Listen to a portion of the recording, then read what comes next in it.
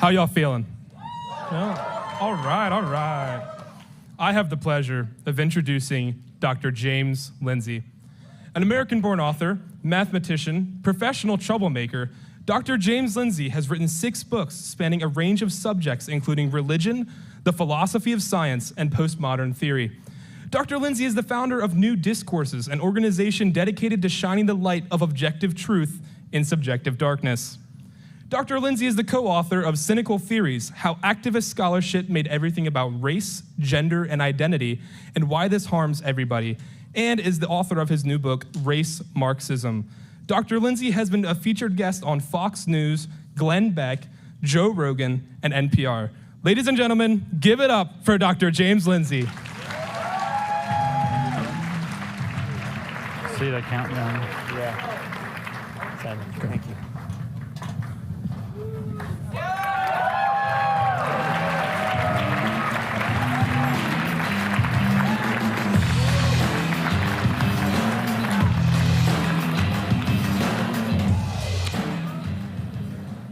Hey, Culture Warriors, what's up?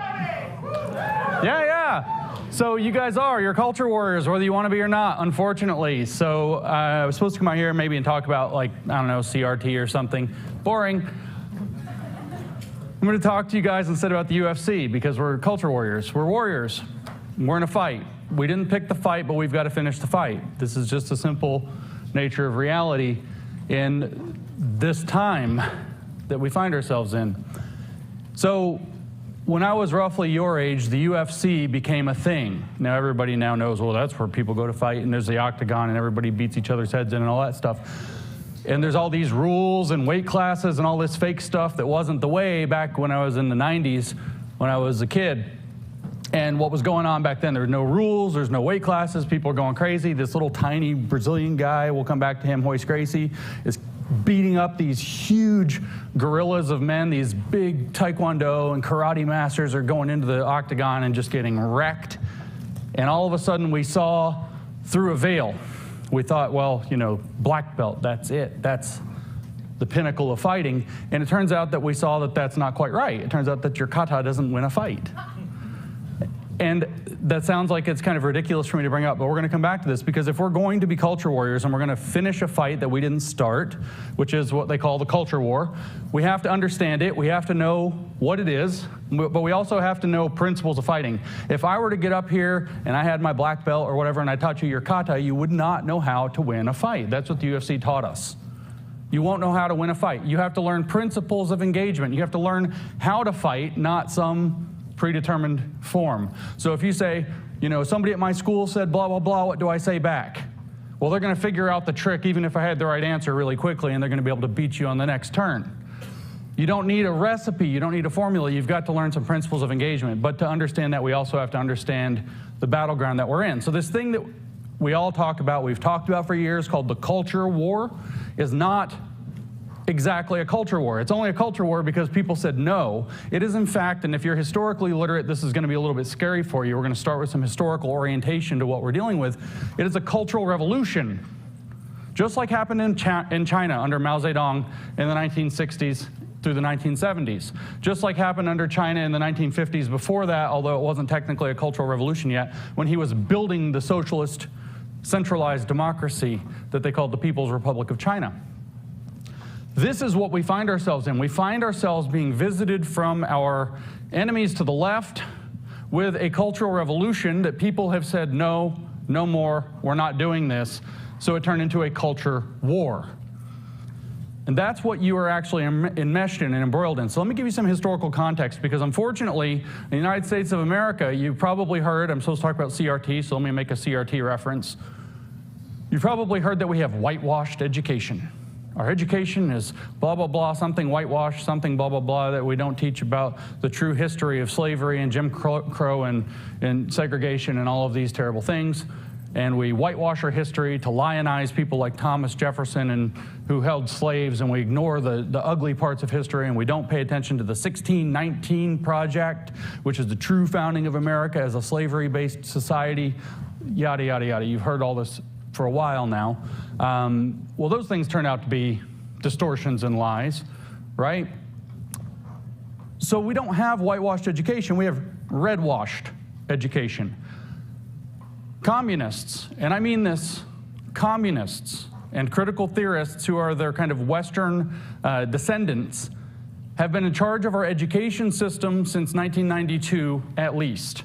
They have been, according to their own sources, their own history, they had taken over colleges of education across North America to the point where the way to describe which schools they were in were everywhere by 1992, which is 31 years ago, for those of you keeping score at home. So for 31 years, which is enough to have raised an entire generation of people that are now professionals, they've had control over who can become a teacher. So in a sense, almost 2 generations of teachers have been taught Marxist and critical theory brainwashing in place of learning how to teach, which has trickled into our education system at every level. Just like the critical theorists in the 1960s and 1970s said we have to do, or they have to do, if they want to conquer America. They have to take over education at all levels, they said. So this finally explodes, kind of starts exploding in 2013, 14, big in 15. Then by 2020, it was undeniable. Everybody sees it. Everybody's dealing with it all the time, and that's actually what we find ourselves in. But this all has historical precedent in Mao, and the reason we don't know that what we're watching is the same thing that happened in communist China play out here in America is because we have red-washed education. So we don't know what happened in China. We don't know what happened under Mao. We don't teach our kids anything about the true history of communism. So for those of you that talk to people, or you intern somewhere and you have legislators that listen to you or consider your ideas, or you want to write to them, there's an idea, should happen in every state. We should have anti-communist education as part of our core curriculum K through 12. You guys can lobby for that. It's not hard to ask for. You can say, in fact, as young people, that you feel like you got cheated in your education because this would have been really relevant to have known, and now you're dealing with the fact that your future and your freedom might be stolen from you because we didn't have this. Virginia tried to do it. You know it's important. I have this set of rules about the woke, and one of them is the iron law of woke overreaction, which is that if you do something they really don't like, they squeal like a stuffed pig. They lose their ever-loving minds. And so when the state of Virginia just recently, earlier this year, tried to make it mandatory at the legislature, tried to make it mandatory to have the true history of communism taught K through 12 in the state of Virginia, every single Democrat voted against it. They squealed like a stuck pig, and they put out a huge narrative in the media saying that it would cause anti-Asian sentiment and anti-Asian hate if they taught the true history of communism because of characters like Mao Zedong being very effective communists, which people would then learn about. So how did they do a cultural revolution? Because if you don't know how a cultural revolution works, you have no chance of fighting back. It's like stepping into the octagon, not even knowing how to fight, having no idea that you're stepping into a fight, as a matter of fact. Like, why has this guy got gloves on, got his hands up? What's going to happen here? There was a formula that Mao used that I think is, when we update the language, is going to sound pretty familiar to you. That formula was unity, criticism, unity. He said that he came up with this formula in 1942 and used it to transform the Communist Party first under him, to bring it to his view in unity, and then he used it to take over China, and that's how the People's Revolution was successful. Then he used it to transform the population through brainwashing after he took power. And he said the way that it works is that you start with a desire for unity, and then you teach people the difference between right and wrong through criticism and struggle, so that you can arrive at a new unity on a new basis, which that basis in his China, his communist China, was called socialist discipline. So in other words, you say we could have a unified country, or maybe in today's language, I mean, that is actually what Joe Biden said when he took office. We're going to unify the country now. We're going to heal after all the division of Trump. We're going to unify. We're going to have unity. That was their line. And conservatives all around the country look and said, on whose terms, right? No. And they don't ever say that anymore. Huge culture war win, by the way, that you may not recognize. We won that fight. You didn't even know it was a fight, but we won it. But what the other language is that you would understand today is we just want to create a campus where everybody feels like they belong. We just want a campus where everybody feels like they belong. We can have unity on campus when everybody feels like they belong, but we can't have that campus as long as there are people who participate in systemic racism or homophobia or transphobia or racial, or what is it, students of color, or trans friends or homosexual friends can't feel like they belong on a campus where we have systemic racism and homophobia and heteronormativity and transphobia and fat phobia and ableism and disableism and patriarchy and misogyny, and doesn't the list go on and on and on, and anti-LGBTQ hate and AAPI hate and some other made-up hate and more hate and conspiracy theories. We can't possibly have those students feel like they belong as long as we have a campus like that. So the people that cause those things, you students that won't, you conservatives who won't give up your ideas that perpetuate those hateful situations are the problem. But we have a recipe for you. Training, struggle sessions. We'll alienate you from your friends. We'll make you take a class. We'll tell you you have to confess to your racism. So what Mao did in order to do criticism and struggle in his criticism unity formula, what he actually did was he induced social and psychological situations where people were led to feel like they need to confess to crimes that they can only recognize from what he called the people's standpoint. So in other words, you have to have the right understanding of equity, of diversity, of inclusion, of belonging, of sustainability, of resilience. You have to have the right view of these things so you can recognize how you're participating in systemic racism or homophobia or transphobia, maybe simply by refusing to use made-up pronouns in your email signature. But they'll tell you that you're creating a place where some people feel like they can't belong, and therefore you're the problem. And you are going to have to learn how to see why that's a problem on their terms. Because remember, the point is to bully you into accepting a new unity on a new basis. So the new unity, you can tell, is a contrived unity. They're setting new contrived terms where everything's sustainable and inclusive, where we have diversity as our greatest strength and equity for all. And we're going to have this contrived unity on this new basis of things like sustainability, inclusion, diversity, every 20-syllable word that they throw at you every other day. That means that you're a bad person if you're not participating in whatever they said that you're going to do. Then we'll have unity. When everybody agrees and everybody's on the program and nobody goes off the program, then we will have unity. And until then, you are the problem. You need to change, and your friends and your peers need to shun you and bully you and protest you and show up and disrupt your events and carry on and throw a fit until that time. Try to get you expelled if they can, these things. So Mao had this formula that is the same thing as what we now would say is belonging, training, followed by inclusion. But it was unity, criticism, unity. To teach you the real meaning of right and wrong on a new basis through criticism and struggle after creating the desire for unity that he says we don't have because people have their own thoughts and aren't subject to what he calls socialist discipline. That is the terms of the fight. And how did he get people to do this fight? Identity politics. I've talked to this, in fact, conference before about this exact thing. All of these things, CRT, queer theory, feminism, blah, blah, blah, blah, blah, ableism, we did the whole thing. Disability studies, something. All of these different identity politics or identity Marxist belief systems are all used to create different identity groups that can be used to affect the criticism part of the unity, criticism, unity formula. So the way that this works for Mao is that he created all these identity categories under socialism because it's a socialist program. He created red classes of kids and adults and black classes. And you could inherit a black class identity. Black is bad, by the way, here. It's for fascism. Red is good. It's for communism. And you could inherit your black class identity. How? Well, if you or your parents were a rich farmer, which might mean that you have, 2 sets of tools or 2 cooking pans in your kitchen. I'm not kidding.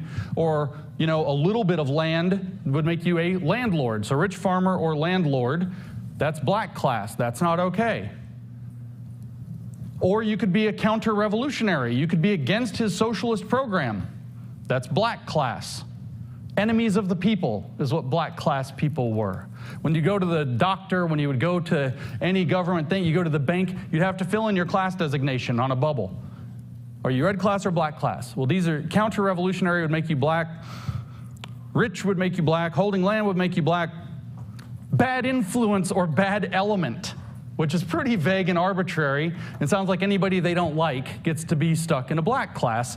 And then finally, the most broad of all the categories was right-winger. All conservatives were labeled enemies of the state by Mao.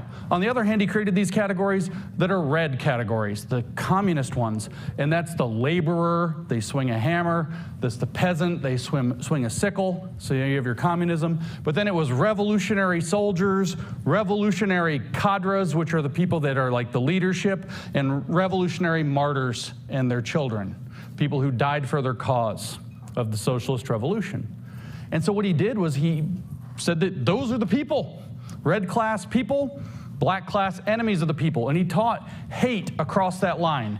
He taught the red class to hate the black class. He said we're going to have unity and socialist discipline when everybody's red class. So we have to bully the black class. We have to abuse the black class. We have to drag them into the street, publicly shame them, humiliate them, take things that are valuable to them like old statues, their religion, letters, things in their house, artwork, destroy it, steal it, burn it, wreck it, just like we saw all through 2020.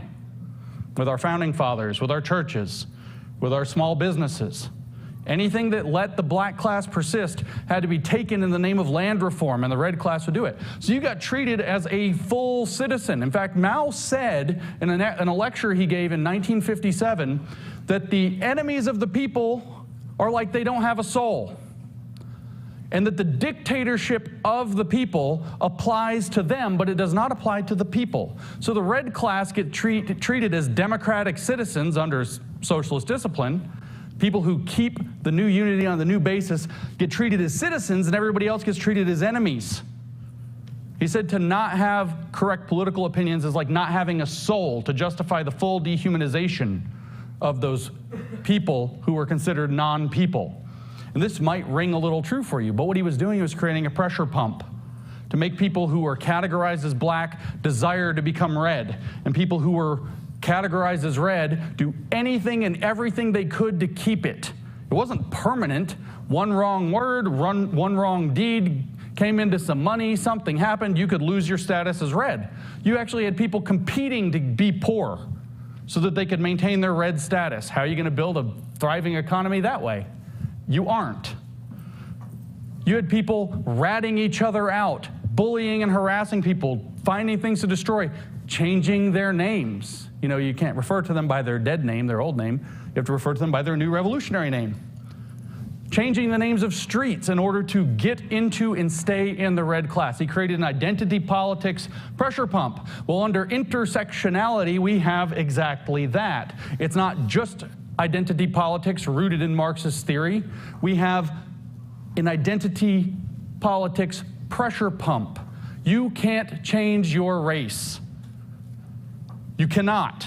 So they use critical race theory to demonize certain races and tell people, well, you could be an ally, something you could do. You could become an activist. You could get out in the street. I saw out the window in the hotel earlier across the way, there's one of the windows has a Black Lives Matter sign turned sideways showing in the window. You could do stuff like that, and that might move you toward the red. That's like becoming a revolutionary soldier. Or if you get really good at it and you're a trained Marxist, like Patrice Cullors of Black Lives Matter, you can maybe be revolutionary cadre or leader. You can do that. But at the end of the day, allyship is tenuous, especially if you're in a so-called privileged racial identity. White, the other white, which is called Asian. Latino, but not Latinx, because now we have white supremacy of Hispanics. I just saw that the Jews have been brainwashed by white supremacy now. It doesn't really matter. If you're not doing what you want, if you're Larry Elder, he's a conservative, turns out he's a little bit black, and no, he's the blackface of white supremacy. Dave Chappelle made jokes about trans people from his, according to the news, position of white privilege. which is like literally one out of one of his own skits from like back in the day. You just almost can't make it up, but that's really the idea. You can't satisfy allyship well enough for these people. You're never doing enough. You can't compete hard enough to keep your red class status. But you know who has red class status by default all the time and nobody can question them? Trans people. Trans activists, queer Marxists. So you can adopt a gender or sexual minority position, especially at school, and you can go and be celebrated at the GSA after school. You can get love bombed. You can get held up on a pedestal. You become the coolest kid. I was in a room of people your age the other day, about this many of you all, and so I'm putting myself out on a limb a little bit here. I'm going to ask, y'all go to college or recently did or are about to. I want you to, this is group participation, so get ready, you might have to do something. I want you in a moment to raise your hand if, say, I ever got your attention now, you might have to raise your hand. Raise your hand if there is a social climate on your campus or at your school where it is cool to be some manner of gender or sexual minority. That's what it feels like when you're there. Way more than half, most of you. The other room did better, it was all of them. Boo. Maybe you guys go to better schools. Now raise your hand if there is the sense that you are cool or socially interesting if you are a straight white Becky. Found a few Beckys in the crowd. Okay, but just a few. There's like 10 hands or fewer out of this whole room. Okay, so this is the pressure pump. I've seen this actually up close. I was talking with a friend of mine who has teenagers, children, 14, 15 years old, thereabouts, and they asked their mom recently, or the boy, he asked his mom recently, Mom, would you be upset with me if I told you I'm not gay? Because on digging, as moms are meant to do, into this bizarre statement that got dropped on the way to get chicken tenders, he said that there's a tremendous social pressure on them to be gay, and that truly accepting parents expect that out of you. And so there's this whole dynamic of turning kids against their parents, buried in this idea of adopting a revolutionary identity. Well, guess what Mao did?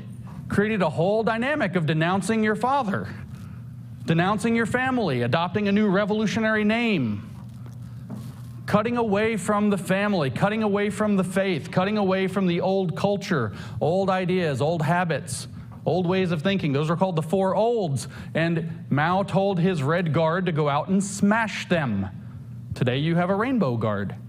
We're in a cultural revolution.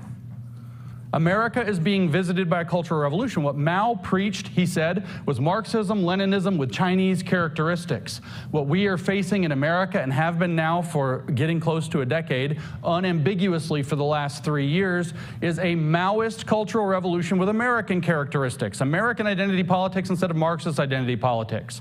But the formula is the same. Unity, criticism, unity. Use identity politics to press people into revolutionary identities, to tear society apart, and to rip away from their family and their culture.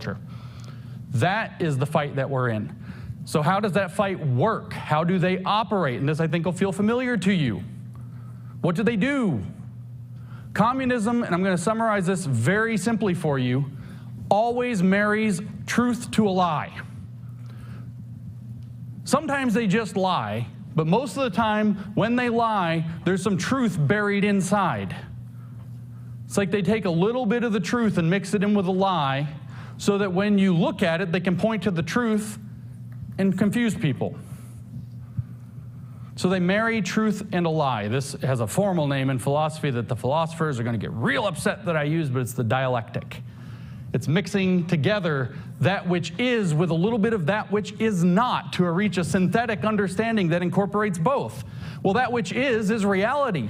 That which is not is fantasy.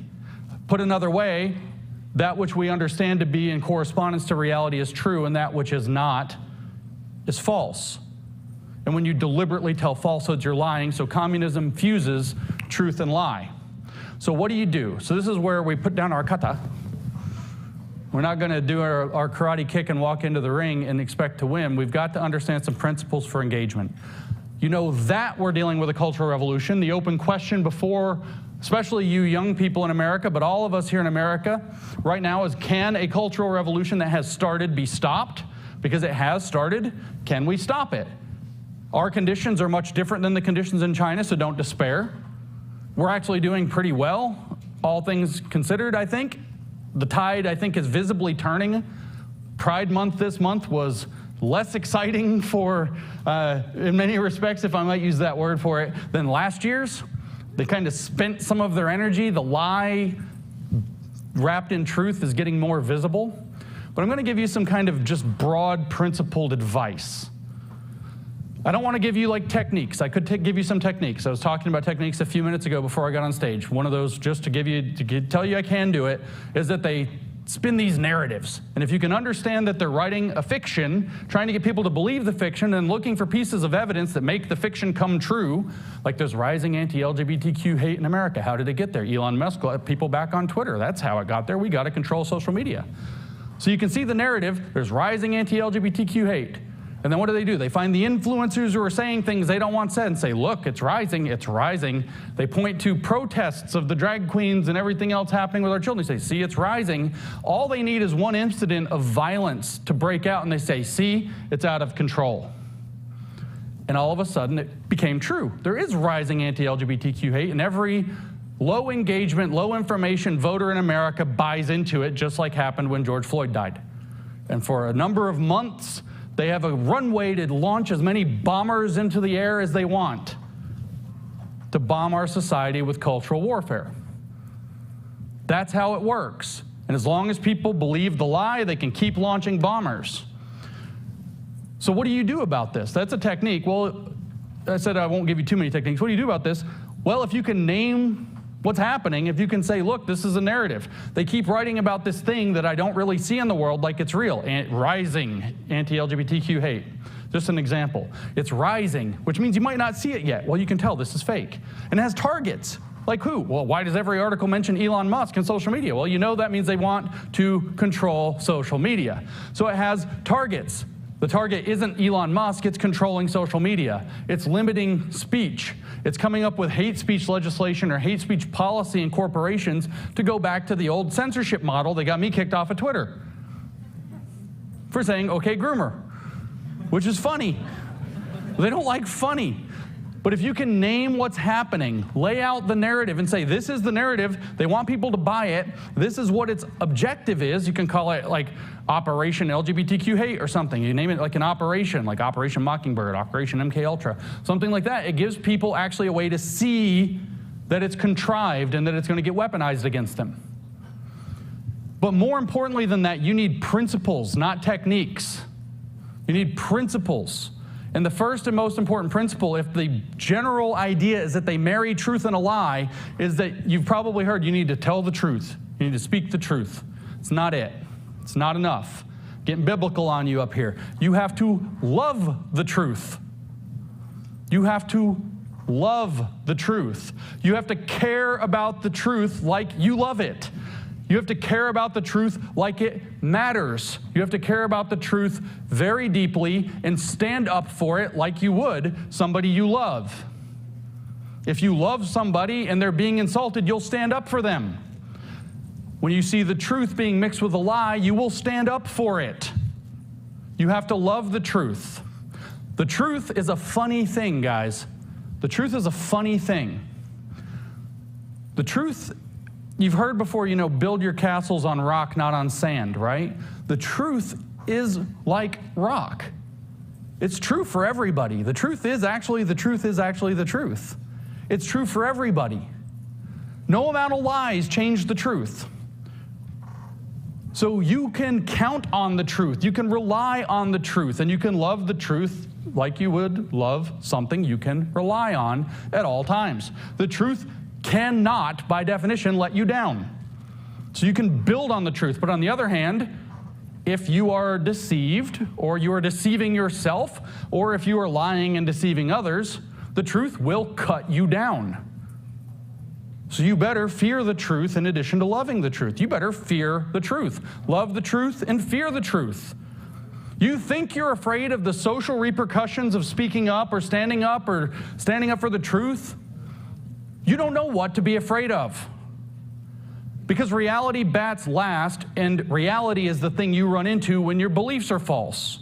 So if you lie to fit in, if you lie to go along and get along, or you don't stand up for and defend the truth, if you don't do that, the truth will get you in the end. The reason they marry truth to a lie is because they know the truth has a basis, but they marry it to a lie so they can advance their agendas. Because as long as they can keep people mystified, to use Karl Marx's word for it, as long as they can keep people mystified about the nature of reality, they can advance those agendas. But the truth will cut them down too.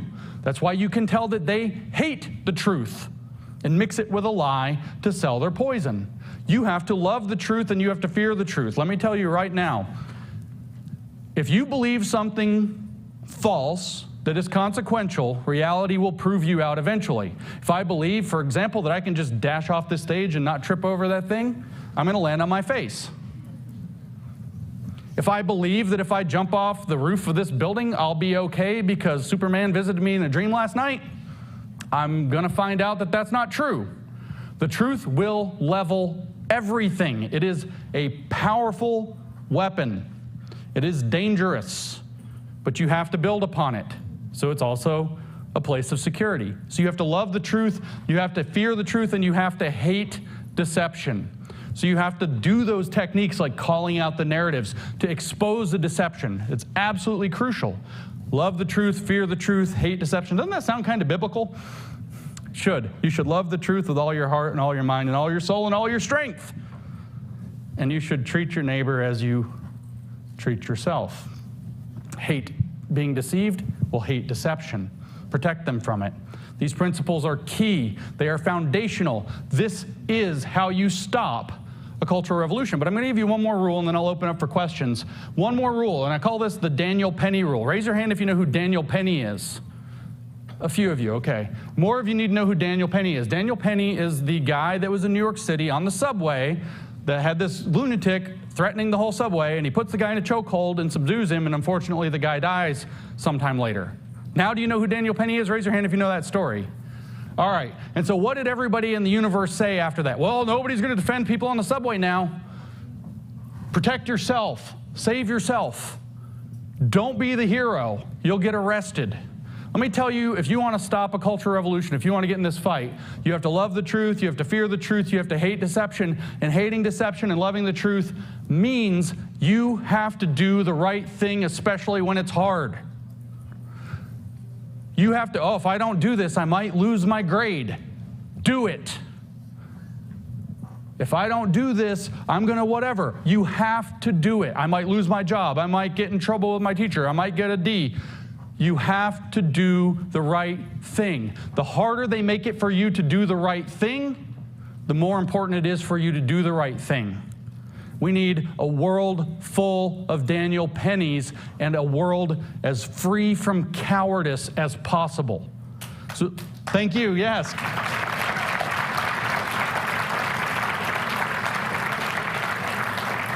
So know what's going on in the world around you. We're in a culture war because we're fighting back against a cultural revolution that's trying to steal our future and our livelihood and your liberties right away from us. You have to understand how that works so you can learn what principles work to fight against it. And those principles are all based on some very simple ideas. Love the truth, fear the truth, hate deception, and do the right thing, especially when it's hard. If you consistently do that and reflect on what the right thing is and get up in the morning and say, I'm going to do the right thing again today, especially when it's hard, we are going to claw our way out of this cultural revolution and leave it in the ash heap of history. So thank you for letting me come give you this message. I have about 10, 12 minutes for questions, and I'd love to take them.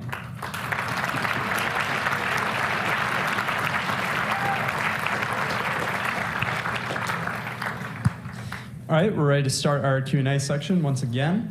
If you can just form a line back there and come up, state your name, what school you go to, and a brief question. Hi, my name is Ainsley Anderson. I go to the University of Alabama, and I have a question regarding your position on a Karl Marx theory. So he has a theory on alienation from self, others, the process of labor, and the product of labor. He views these as the results of capitalism. So one time in class, we were learning about this, and my teacher spent weeks talking about it. And first of all, communism is just illogical to begin with. So after class, I asked my teacher, why did Marx spend time even theorizing about this when it makes no sense to begin with? And he told me because he wanted to, and that was it. He dismissed me. So what do you think I should do, or people in my position should do, when we face professors like this? Okay, so the first thing you have to do when you have a professor like this is you've got to basically start go and do your own homework. So your professor didn't tell you the answers are there, you've got to go find them out. You can't rely, unfortunately, on the media. You can't rely on a lot of our professionals. Do you guys trust the CDC? Cheer if you trust the CDC. Oh, no, not so much. Yeah, boo. Yeah, so you can't rely actually, unfortunately, on your professors to actually teach you, which has upsides and downsides. Your education is going to be of a very different quality and character. So you have to go start doing your homework. Luckily, people are starting to speak up, starting to research these things from outside of the kind of little acceptable opinions about them. And so information is getting out there to get you started. But I would encourage you, it's not easy, but start reading Marx for yourself. Why was he talking about that? I'll tell you the real reason he felt like capitalism alienated everything, alienated the worker, alienated people from themselves, from each other, blah, blah, blah, the whole thing, process of production. It's because Karl Marx didn't want to get a job. That's what your professor didn't tell you. Karl Marx wanted to lay around, and he even told you in communism what we'll have, and I don't remember which order it goes in, but we'll flip it a little bit here. You will fish in the morning and hunt in the afternoon and write social criticism in the evening. That's what you'll do. Where's get a job, Karl? It's not there. Karl believed that he had all this cool stuff he wanted to do in his life, but stupid economic conditions are making him have to get a job. So he felt like that alienated him from the life he wanted to live in his little entitled, narcissistic life. That's the answer your professor should have given, but won't and probably can't give. But we could talk about why Karl Marx believed alienation happens, that you become knowledgeable about who you are and as a subject-object relationship by understanding that you are a subject who can see out into the world the objects in front of you and manipulate them and change them into what you want them to be and see yourself as the creator of the thing you built when you built it and understand yourself to be somebody who can transform the world. That when you work for somebody else, he says you're having stolen from you, you're alienated from that, and that's you're competing with each other, so you're alienated from each other. We could go through the whole thing of what Karl Marx thought with his theory of alienation, but I told you about the iron law of woke overreaction in my remarks earlier. Well, there's another iron law, there are a few of them, in fact, that I mentioned there were others, is the iron law of woke projection. He was projecting. Marxism alienates. Stable societies don't undergo revolutions. Alienated people will throw off their society. So it comes along and it alienates people. Does CRT, has it increased racial harmony, or has it alienated people from one another? Has it alienated themselves from themselves and their history? It's obvious. It's obvious what it does. Does queer theory help people understand their true selves or alienate themselves from their true selves to the point where they're willing to go manipulate their genitals and sterilize themselves? It alienates people. Does it bring families together? No, it has to be on this new contrived basis that's not real. Marxism alienates the worker to make the worker mad, so the worker will want to seize the means of production and take control over those means of production so that he can rule the world. It is a revolutionary theory that is driven in its heart by conflict. So it is designed to create alienation while blaming somebody else for the alienation. That's the projection part. Oh no, we're not alienating the worker. Capitalism's already doing it. How many times have you heard this trick, right? Whatever the subject is, you look at the schools, we're not miseducating the students, it was the capitalist system miseducating the students, we're fixing it. They're always fixing it. What did we just have with, Larry Fink comes out and he says, Ron DeSantis politicized ESG, and so I'm gonna back away from the term. It was political to begin with. Ron DeSantis said no more of this, and now he's politicizing. It's always this. So you have to understand that when Marx was talking about alienation, he didn't want to get a job. So he felt alienated from his ideal life that he could imagine for himself, hunting, fishing, and writing social criticism, oh so valuable social criticism. Imagine my little painting. Ask your friends what they're going to do after the socialist revolution. Your college kid friends, what are they going to do after the revolution? Either they're going to get to be in the party and bully people around, or they're going to like paint pictures and make crafts on Etsy. Or OnlyFans. Which, just kidding, no they won't, because that crap is going to get shut down immediately after the revolution because they don't let destabilizing things in a society that's meant to now be permanently stable. So you have to read Marx through the fact that he's projecting with everything. And what did he want? He wanted alienation of people from their dreams, from their ideal world that actually doesn't exist. He wanted to mix in an ability to believe that there is an is not you could just have if it weren't for the them that are keeping you down, to create conflict and resentment so that you can have a revolution.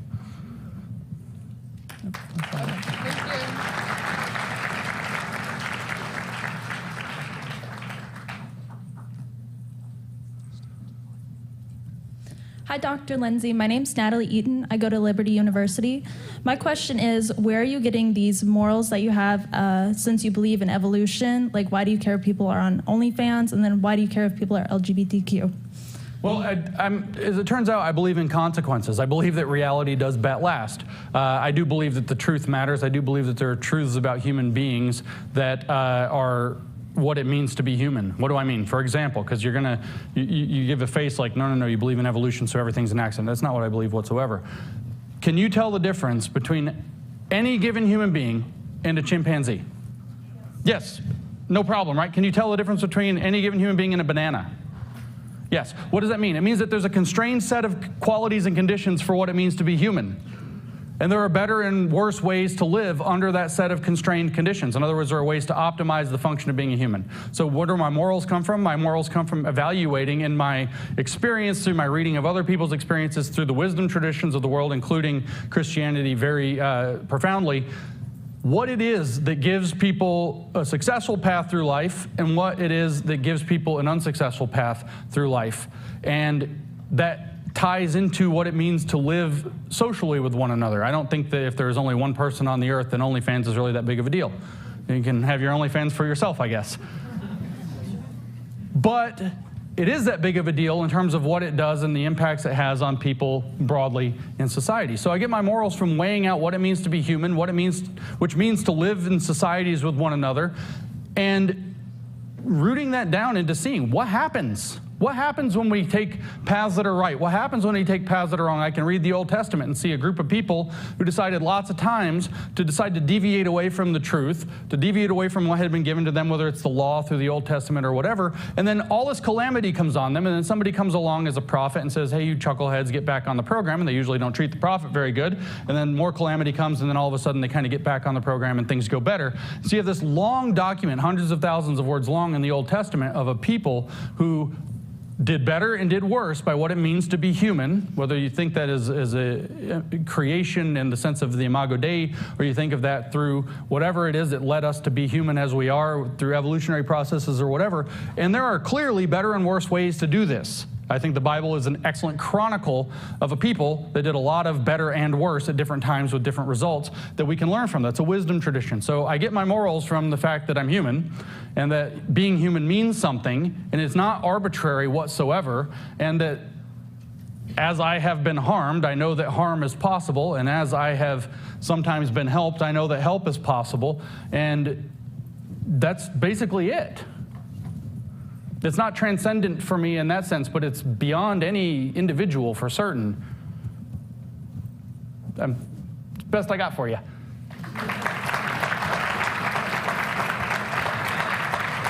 All right, that will conclude our Q&A. Thank you, Dr. Lindsay. Let's go in a round of applause. Thank you.